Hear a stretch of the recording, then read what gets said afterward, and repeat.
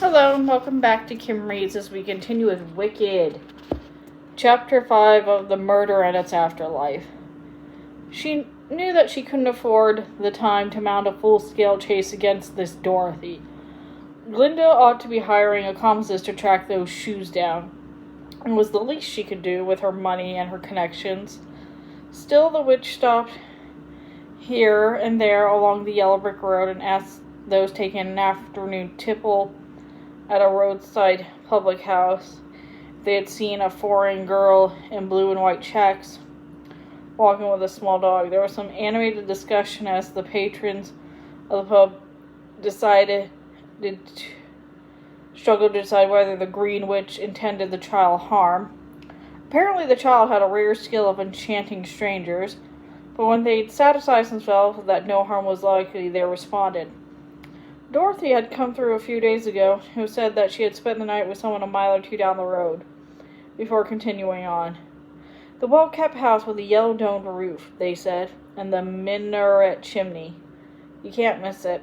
The witch found it, and she found Bach on a bench in the yard, dangling a baby on his knee. You, he said. I know why you're here. Milla, look who's here. Look who's here. Come quickly. It's Miss Elphaba from Crage Hall, in the flesh. Milla came. A couple of naked children clutched her apron strings. Flushed from laundry, she lifted her straggling hair out of her eyes and said, "Oh my, we forgot to dress in our finery today. Look who's come to laugh at us in our rustic state." "Isn't she something?" said Bach fondly. Milla had kept her figure, though there were 4 or 5 offspring in evidence, and no doubt more out of sight. Bach had gone barrel-chested, and his fine spiky hair had grown prematurely silver, giving him a dignity he had never had as an undergraduate. "We heard about your sister's death, Elfie," he said, "and we sent our condolences to your father. We didn't know where you were. We heard you were come here following Nessie's ascension to governor of Munchkinland, but we didn't know where you were back when you left. It's good to see you again." The sourness that she felt over Glinda's betrayal was ameliorated by Bach's common courtesy and direct speech. She had always liked him for his passion and for his sense. "You are a sight, you are," she said. "Rickla, get off that stool and let our guest have a seat," said Milla to one of the children. "And Yellow Gage, run to Uncle's and borrow some rice and onions and yogurt. Hurry now, so I can start a meal." "I won't be staying, Milla. I'm in a hurry," said the witch. "Yellow Gage, don't bother. I'd like to spend some time and catch up on all your news, but I'm trying to locate this girl stranger who passed by here," someone said, "and stayed a night or two." Bach showed his hands in his pocket. "Well, did she that, Elfie? What did you want with her?" "I want my sister's shoes. They belong to me." Bach seemed as surprised as Glinda had. "You weren't ever into those fancy trappings like society shoes," he said. "Yes, well, perhaps I'm about to make my belated debut to Emerald City Society at last, and have a coming out ball," but she was being tart with Bach and didn't want that. "It's a personal matter, Bach. I want the shoes. My father made them, and they're mine now, and Glinda gave them to this girl without my permission, and woe betide Munchkinland if they fall into the wizard's hands." "What is she like, this Dorothy?" "We adored her," he said. "Plain and straightforward as mustard seed. She shouldn't have any problems, although it's a long walk for a child from here to the Emerald City. But all who see her are bound to help her, I'd say. We sat up till the moonrise, chatting about her home in Oz and what she might expect on the road. She hasn't traveled widely before this." "How charming," said the witch. "How novel for her." "Are you brewing one of your campaigns?" said Milla suddenly, candidly. "You know, Elfie, when you didn't come back from Emerald City with Glinda that time, everyone said you'd gone mad and become an assassin. People always like to talk, didn't they? That's why I call myself a witch now. The Wicked Witch of the West, if you want the full glory of it. As long as people are going to call you a lunatic anyway, why not get the benefit from it? It liberates you from convention." "You're not wicked," said Bach. "How do you know? It's been so long," said the witch, but she smiled at him. Bach returned the smile warmly. "Glinda used her glitter beads, and You used your exotic looks in the background, but weren't you just doing the same thing, trying to maximize what you had in order to get what you wanted? People who claim that they're evil are usually no worse than the rest of us. He sighed. It's people who claim that they're good or any way better than the rest of us that you have to be wary of. Like Nessa Rose, said Milla meanly, but she was telling the truth too, and they all nodded. The witch took one of Bach's children on her knee and clucked at it absent-mindedly. She liked children no more than she ever had, but years of dealing with monkeys had given her an insight into the infant mentality she had never grasped before. The baby cooed and wet itself with pleasure. The witch handed it back before the wet could soak through her skirt. Regardless of the shoes, said the witch, do you think a child like that should be sent unarmed straight into the jaws of the wizard? Has she been told what a monster he is? Bach looked uncomfortable. Well, Elfie, I don't like speaking ill of the wizard. I'm afraid there are too many pictures with big ears in this community that you never know who is on what side. Between you and me, I hope Nessa's death will result in some sort of sensible government, but if we are overrun with an invading army in 2 months, I wouldn't want it to be brooded about that I've been bad-mouthing the invaders. There are rumors of reunification. Oh, don't tell me you're hoping for that, she said. Not you two. I'm not hoping for anything except peace and quiet, he said. I have had enough trouble about getting crops out of these rocky fields. That's what I was in Shiz to learn, remember? Agriculture. I've put the best of my efforts into our small holdings. We only managed to eke out a living. But he looked rather proud about it, and so did Milla. And I guess you have a couple of cows in your barn, said the witch. Oh, you're testy. Of course we don't. Do you think I could forget what we worked for? You and Crope and Tibbet and I? It was the highest point of a quiet life. You didn't have to live a quiet life, said the witch. Don't be superior. I didn't say I was sorry for it, neither the excitement of a righteous campaign, nor the relief of a family and a farm. Did we ever do any good back then? If nothing else, said the witch, we helped Dr. Dilliman. He was very much alone in his work, you know, and the philosophical basis for the resistance growing out of his pioneering hypothesis. His findings outlived him. They still do.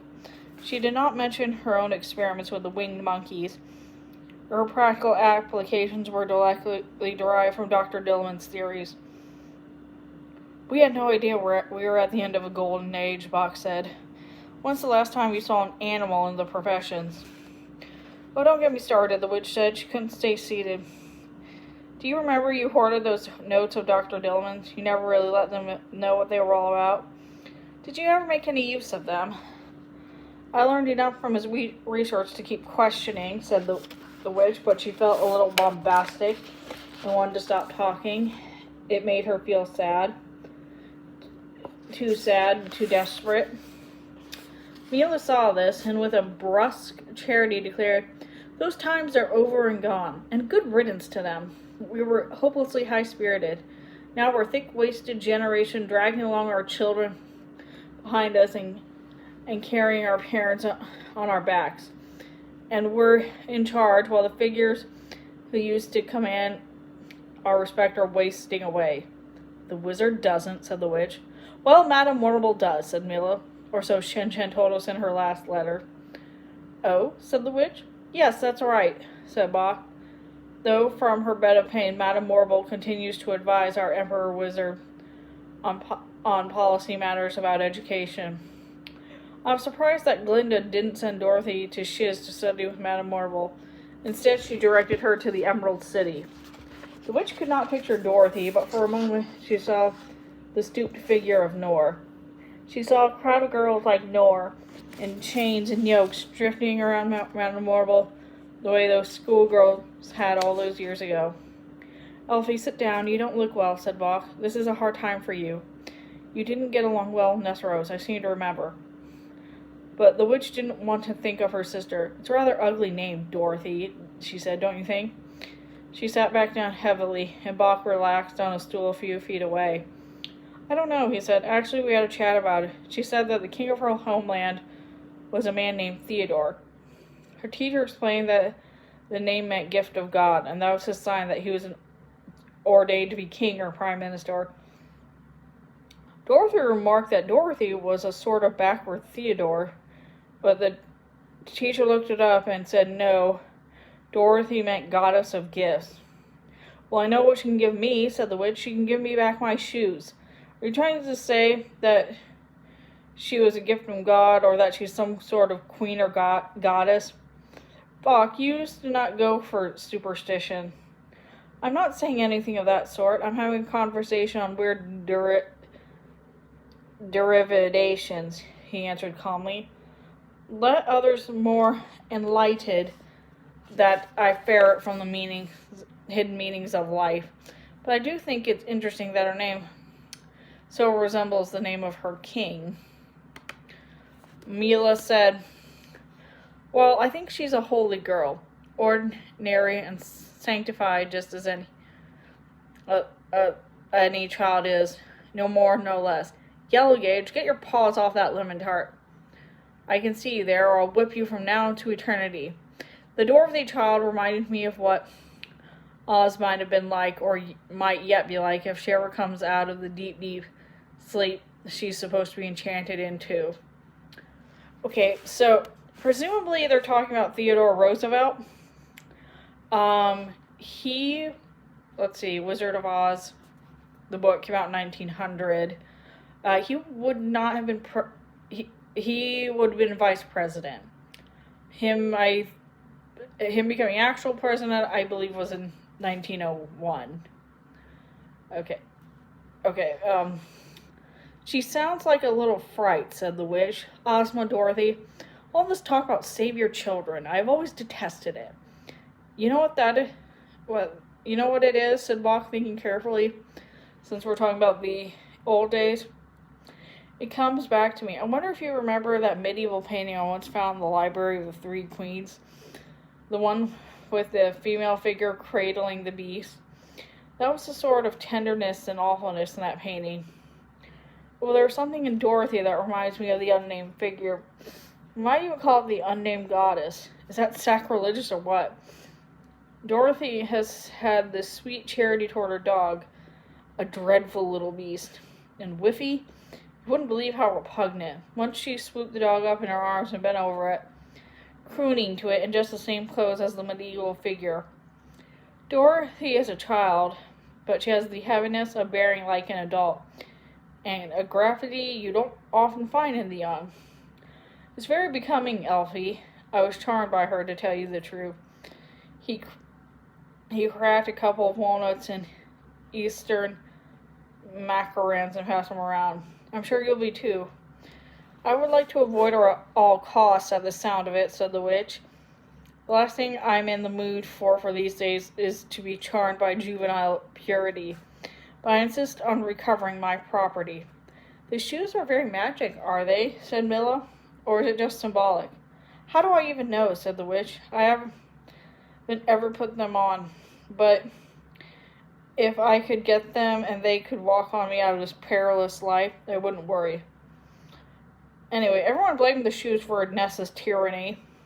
I think it's good of Glinda to have gotten them out of Munchkin Land. The child is smuggling them abroad, even without knowing it.